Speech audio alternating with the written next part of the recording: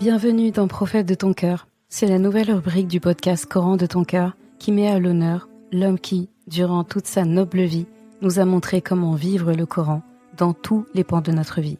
Chaque lundi, au travers d'épisodes courts et concis, tu découvriras ou redécouvriras les beautés du Coran comme elles ont été mises en application dans la vie du meilleur homme qu'ait connu le monde, notre Muhammad sallallahu alayhi wa sallam. De quoi bien débuter ta semaine, comme s'il était avec toi, sallallahu alayhi wa sallam. Muhammad, khayru khalqillah, sallu ala rasulillah, habib al-Mustafa. Tant qu'il y a de la vie, il y a de l'espoir. C'est une expression française, un proverbe que on connaît tous. Et j'ai envie de dire que il y a une version encore plus belle, forcément, si elle vient de Rasulallah sallallahu alayhi wa sallam, qui parle encore mieux de ça. Pour nous, êtres humains que nous sommes. Et ce hadith, il est rapporté par Abdullah ibn Umar, radiyallahu anhu, grand compagnon, qui nous dit de Rasulallah sallallahu alayhi wa sallam, qu'il a dit « Si le jour du jugement arrive, et que l'un d'entre vous tient un plant en main, donc un bout de terre, une graine, voilà, un plant, une plante, qu'il le plante s'il le peut. » C'est un hadith que vous trouverez dans le Musnad de l'imam Ahmed. Cette parole du prophète sallallahu alayhi wa sallam, je l'ai toujours énormément appréciée chaque fois que je l'entends. Ici, l'effort est mis à l'honneur. L'espoir est mis à l'honneur. L'espoir, tu sais comme j'aime l'espoir, en plus moi. Même dans les moments les plus désespérés. Voilà, la fin du monde. Qui est-ce qui voudrait être là quand la fin du monde va sonner? Qui est-ce qui voudrait être encore sur terre quand la fin du monde va sonner? Rasulallah sallallahu alayhi wa sallam, en disant ça, il nous enseigne beaucoup de choses. Déjà, il y a le contexte du jour du jugement.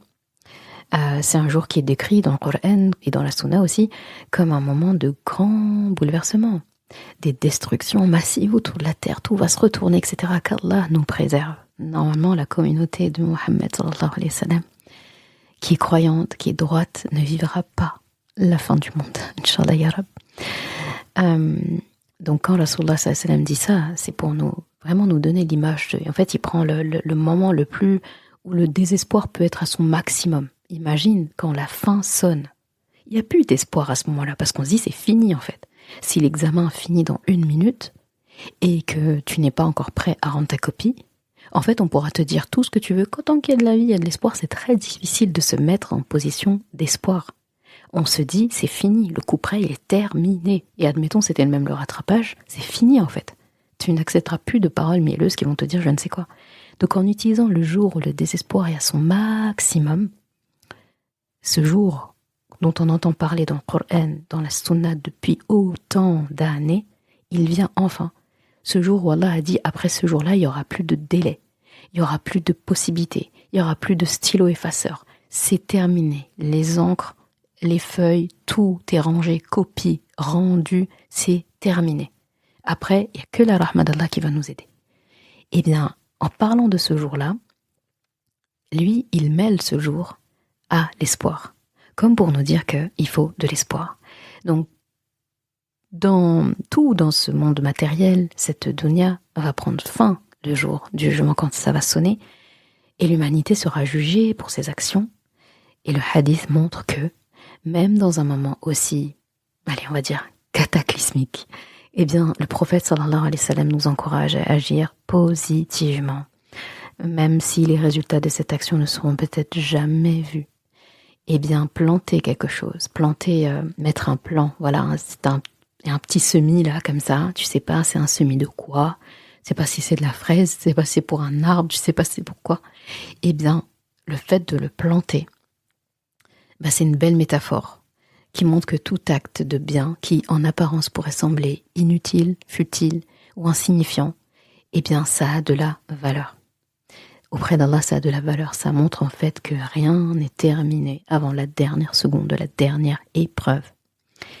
Et ça montre aussi, tout ça, l'importance de l'action jusqu'à la fin, comme je viens de le dire. ça nous enseigne en fait que l'action positive ne doit jamais, jamais s'arrêter. Même dans des circonstances les plus désespérées, comme je dis, Yawm al-Qiyamah, qu'Allah nous préserve en tout cas d'être là, sur terre, encore à la fin du monde. Et notre islam encourage l'effort constant dans le bien et dans le fait de ne pas céder à la passivité ou au désespoir. Et quelqu'un qui a le réflexe de planter une chose, au dernier moment comme ça, c'est quelqu'un qui avait l'habitude aussi de le faire. Donc il faut cultiver de notre vivant, là où entre guillemets tout est plutôt calme, entre guillemets, de cultiver cette habitude de constance maintenant, pour que, en fait, là, si demain on reprenne notre âme, on ferait une dernière action positive. D'accord ? On serait prêt, en fait. On n'est pas en léthargie, là, comme ça, et limite on subit et on sait pas quoi faire. D'accord ? Et donc, même si la fin du monde est imminente, le fait de planter quelque chose, ça reste un acte vertueux, même si ça n'aura pas le temps de faire des fruits, de donner des racines, etc. Ça montre l'importance, encore une fois, d'agir dans le bien. Donc, faire le bien et bien le faire. Ça, c'est une expression que j'aime trop. Faire le bien et bien le faire. C'est ça, en fait, qu'on doit faire en tant que musulman, croyant, mu'min. Ça doit être notre adage, en fait, notre credo. D'accord ? Et indépendamment des résultats visibles ou de la proximité de la fin. D'accord ? Faut pas attendre et, faut pas se mêler des résultats. Les résultats, c'est le champ d'Allah subhanahu wa ta'ala. Par contre, les moyens, c'est notre champ à nous, avec son aide en plus. Jalla wa ala. Et donc, l'espoir et la confiance en Allah, ici, quand tu remarques bien, ce hadith, il véhicule vraiment un message d'espoir. En plus, subhanallah, la métaphore qui est utilisée, je la trouve très belle. Parce que il aurait pu parler de toute autre chose. Si la fin du monde sonne, alors, donne telle chose à quelqu'un. Il aurait pu citer plein d'autres actions. Mais il a cité une action qui nous fait travailler. Il nous a renvoyé encore cette métaphore de l'agriculteur, etc., qu'Allah utilise beaucoup dans le Coran. D'accord ? Même quand il parle de réussite, il utilise le verbe aflaha, qad aflaha al-mu'minun, de la racine falaha, qui renvoie al-fallah, par exemple l'agriculteur. Et l'agriculteur, pourquoi Allah parle de cette racine-là et pourquoi il utilise cette métaphore ?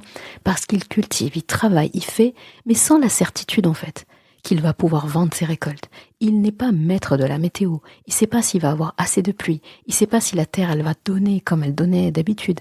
Il n'a aucune espèce d'idée de comment vont évoluer ses récoltes, de la crise à ce moment. Est-ce que même s'il a ses récoltes, tout a bien fonctionné, est-ce qu'il y aura les gens pour acheter ? Est-ce que il n'a aucune idée.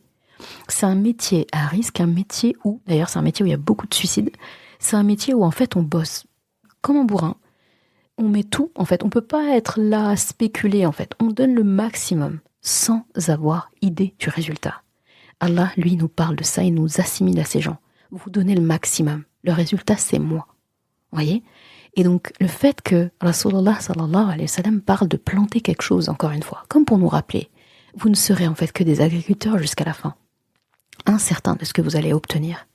Et ça, vous allez le savoir au chapitre suivant. Après votre mort, au réveil, vous saurez. Vos récoltes ont donné quoi ?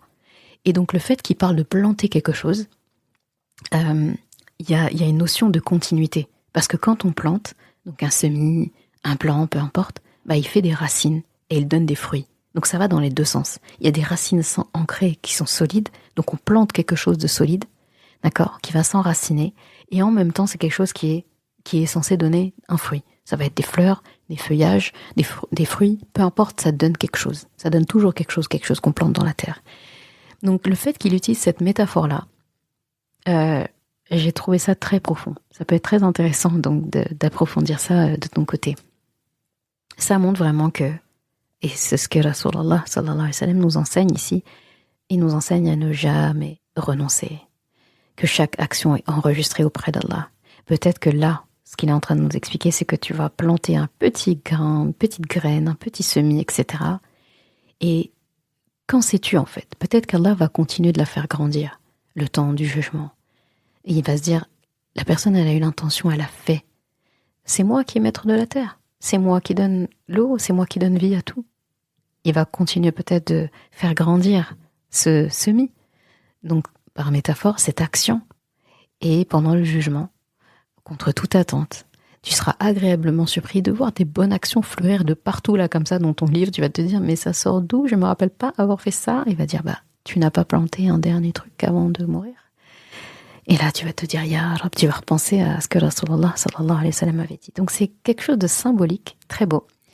Et le fait aussi qu'il parle de l'environnement, etc. Enfin, là aussi, mon côté où j'aime bien la nature, les montagnes, l'écologie et tout, c'est hyper intéressant. Ça nous montre aussi l'importance de la proximité de la terre, de la préservation de la terre, de l'environnement, que justement planter, etc. a de multiples bénéfices pour l'être humain comme pour la nature. Que même en sachant que la terre va être détruite à un moment donné, cet acte-là, ça symbolise la responsabilité du musulman envers la création d'Allah aussi.